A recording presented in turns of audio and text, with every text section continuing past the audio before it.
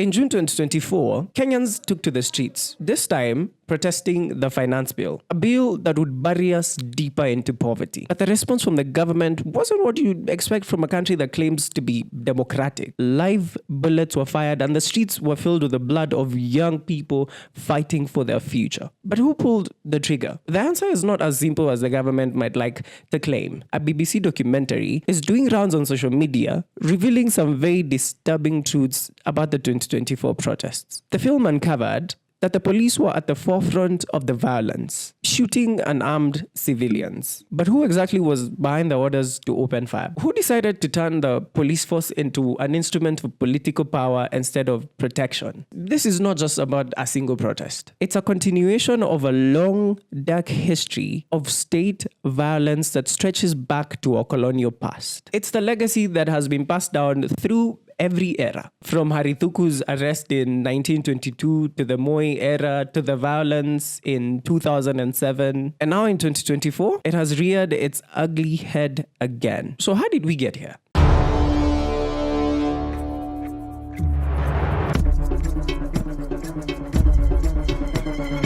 It starts in 1906. You have to understand this first. The Kenya police wasn't created to protect people. They were created to control people. The British brought in the first officers from India, and they were specifically trained to suppress any form of resistance. And in those early years, it was not subtle. Violence was the method. Fast forward to 1922, and you get Harry Thuku, a Kenyan activist and a nationalist who had the guts to speak about the injustice that his people were facing. He spoke about forced labor, high taxation, and how women were being arrested just for brewing beer to survive. And a system built on exploitation that made him very, very dangerous. So they arrested him. No trial, no explanation, just gone. Locked up inside Central Police Station in Nairobi. When word spread, thousands of people, especially women, gathered outside the police station demanding his release. And then the police, they did what they were trained to do,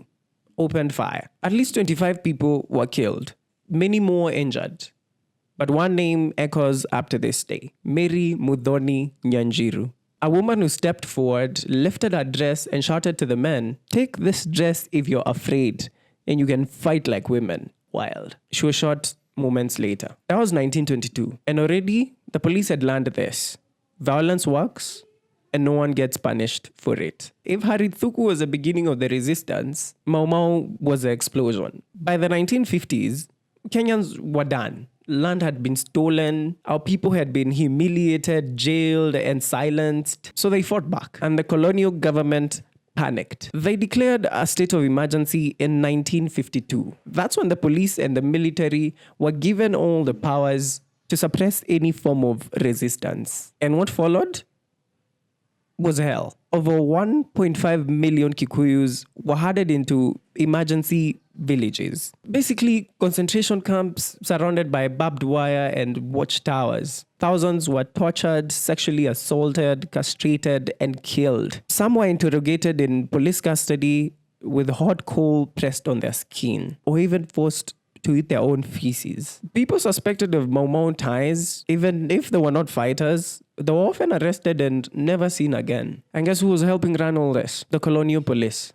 Kenyan police officers were used to beat, interrogate, and even kill their own fellow Kenyans. Because the uniform was never meant to protect you.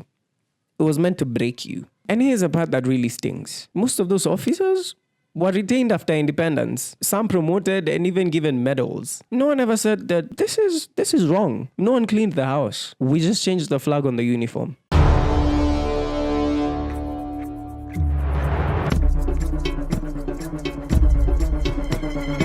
Now we move into post-independence Kenya. And what's wild is that after all that trauma from the colonial state, you'd expect the new African government to dismantle the oppressive system. But it did not. Instead of breaking the colonial machinery, Kenyatta inherited it and used it. And the police? Well, they simply switched bosses. So in 1963, Kenya becomes independent. There's dancing in the streets, the British flag comes down, a new anthem, a new president. But deep inside the system, nothing really changes. The police force that had been trained for decades to suppress African resistance was still there, still armed and still trained by the British. And now they were being used to silence dissent against the new African elite.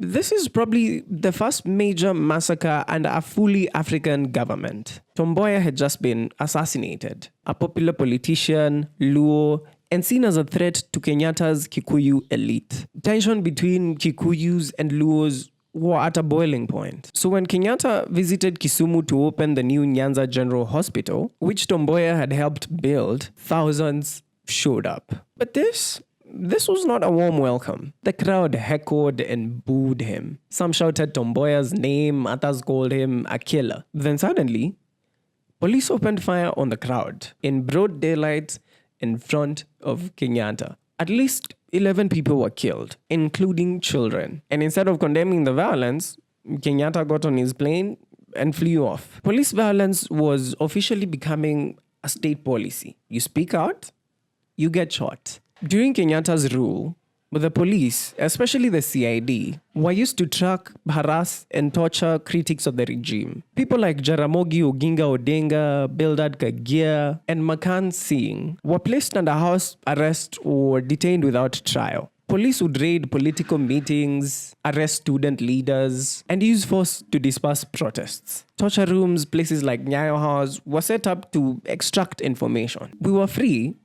but only on paper. The message was pretty much very clear. We got independence, but not freedom. Next, we enter the Moi era, where the police evolved from being tools of repression into a full-blown security state. Under Kenyatta, police brutality was used selectively, mostly to protect power. But under Moi, it became almost like an art form, a system. Police weren't just thugs. They were instruments of fear. And that fear, it ran so deep that people stopped talking. Let's keep going.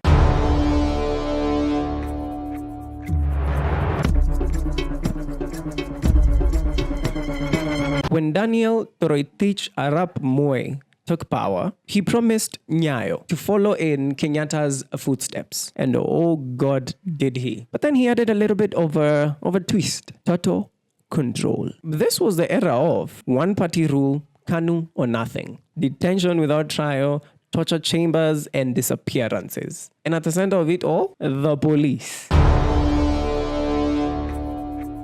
This is not metaphorical. These were underground rooms in a government building in Nairobi, where political prisoners were taken, stripped naked, beaten, electrocuted, and burned. Activists like Wangari Maathai, Koigi wa Mwere, Raila Odinga, all taken there. Some were kept in tiny flooded cells for days, eating their own waste. Others were denied light, air, and sleep up until they hallucinated. And who was doing this? Not the military, not hired mercenaries, but the police. During this time, the special branch, which would later come to be what we now know as the National Intelligence Service, and the flying squad were turned into weapons. Their job wasn't to solve crime. It was to hunt down political enemies. University students demonstrating for multi-party democracy, arrested. Journalists writing anti-government stories, beaten or disappeared. Teachers, pastors, even musicians, if you criticize the president, you vanished. And guess what? The police did not just get away with it. They even got promoted. After the failed Air Force coup in 1982, Moi went full dictator. Police and military forces raided civilian homes in Nairobi estates like Eastleigh, Mathare, Dandora, raping women, beating men, and looting property. This was payback, and nobody stood trial for it. By the 1990s, the police were now judge, jury, and executioner, especially in Nairobi slums. Suspected criminals were shot dead without trial, bodies were dumped in rivers and forests, and the media would label them thugs without question. Does that sound familiar?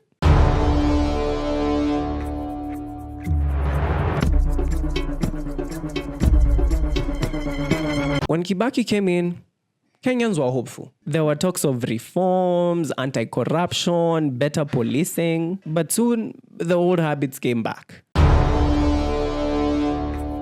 This was the moment everything exploded. After a disputed election, Kenya went up in flames. Over 1,000 people were killed. But a huge chunk of that wasn't from protesters or mobs. It was from the police. Live bullets were fired at unarmed crowds, especially in Kisumu, Naivasha, and Nairobi. The Waki Commission later revealed that the police killed more civilians than any other group during the violence. Under Kibaki, extrajudicial killings got worse. In 2007, Oscar Kamau Kingara of the Oscar Foundation released a report accusing police of executing over 8,000 young men in crackdowns on Mungiki. A few weeks later, Oscar and his colleague Paul Oulu were shot dead in broad daylight near the University of Nairobi. Witnesses said that the killers looked like plainclothes police. Nothing was ever proven.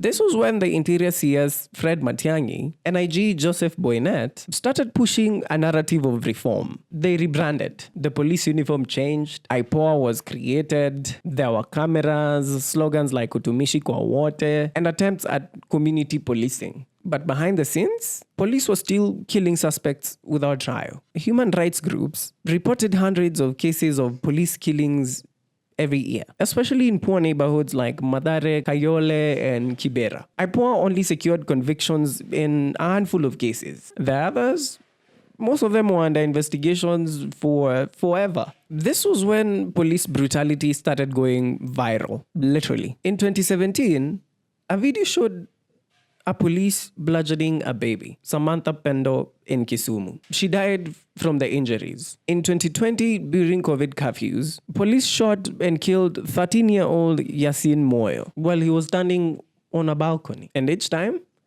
the outrage exploded and then it faded. And now here we are. In 2024, young Kenyans, most of them born after the Moi dictatorship, took to the streets to protest a finance bill. They were not armed, they were not violent, they were just tired, angry, and hopeful. But the police, they responded the only way they know how, with tear gas, with arrests, and with live bullets. Very many young people were killed during the protests, most of them shot by police. One of them was Rex Masai, 29 years old, unarmed, shot in the thigh by a plainclothes officer, bled out on the streets of Nairobi just because he showed up. We got here because our police were never built to serve us. From day one, from 1906, they were designed to protect the system, not the people. Every era, every president, every regime just adapted the system to their needs. Under the British, it was about controlling Africans. Under Kenyatta, it was silencing dissent. Under Moi, it was raw fear. Under Kibaki and Uhuru, it was PRs and cover-ups. And now, it's the same game, just with a new player. So when we saw young people dying in 2024, it wasn't an accident. It was the latest chapter in a 100-year story. And unless we rewrite it, it's not going to be the last. Baby, mani sina, leo sina kitu, kesho ntafanikiwa. Only you, baby, my only one.